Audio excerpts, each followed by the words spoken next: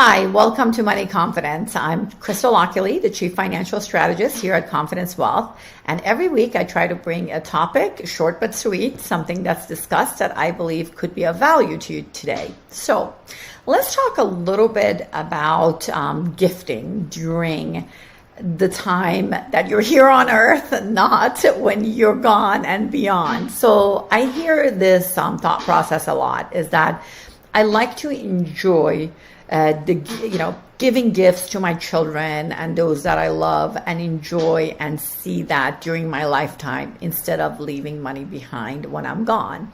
And I think that is absolutely special and great. And I think there has to be a nice balance of that, because I have seen too many times where people are giving, big amounts away each year, causing tax consequences on their actual net worth, right, in a much more significant impact than if they were leaving money behind, where they would get up the step-up basis for the children at the time. So there is something to be said about making sure that you are giving money away in a right way, but you're also being tax efficient, and also, even more importantly, that you are not giving too much away to the point that, God forbid, in the much later years, you need long-term care needs, and let's just say you don't have insurance and you have to self-fund, you find yourself with less money, and then you're having to rely on your kids, which then could stress you out. The reason I bring this up is because people with lots of money, this happens to. So let's just run a quick little number. Let's just pretend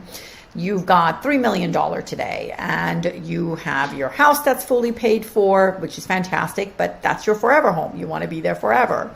And you're getting a pension, Social Security, and you're taking some money from your investments, but you don't really need it. So let's just say you're now in your 60s, and for the next 10 years, you start giving away $200,000 per year. Well, 200,000 times 10, we're already at a pretty big number, right?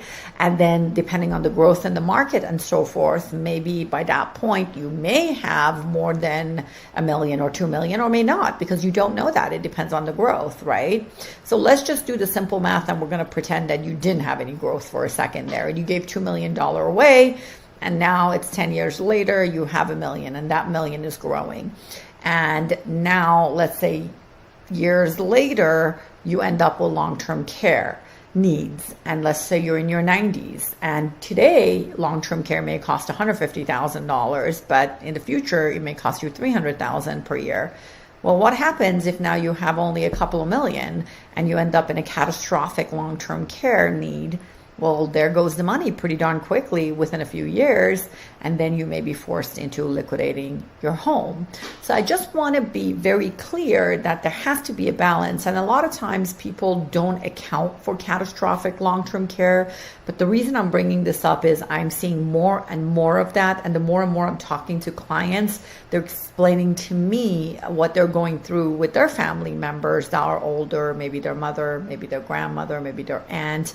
And this is something that they're seeing, that so much of the actual assets are getting liquidated to pay for those long-term care needs. That was not really expected. So there is a little bit of a balancing act of how much to give away during your lifetime, but making sure that you have enough set aside that you're going to be taken care of in the future.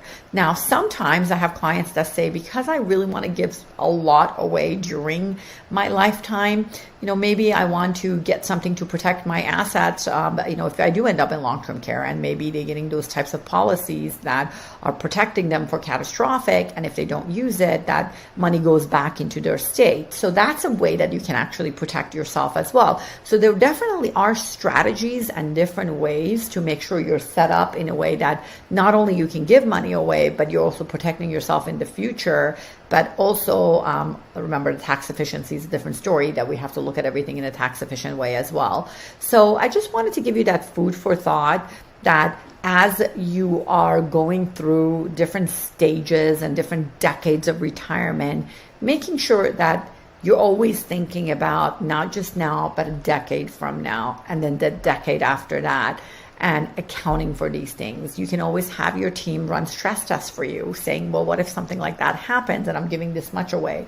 What if we have an average earning of 5% versus 7% versus 3%? How would that look? What if inflation is much higher than you expected?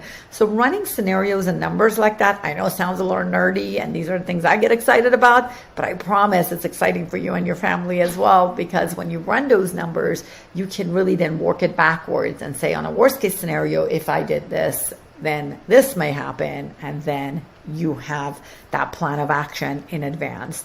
So that's food for thought. So important to be purposeful, important to enjoy your children and basically the fruits of your labor during your lifetime as you're helping them. But it's also important to protect yourself and be able to be independent and comfortable in the much later years as well.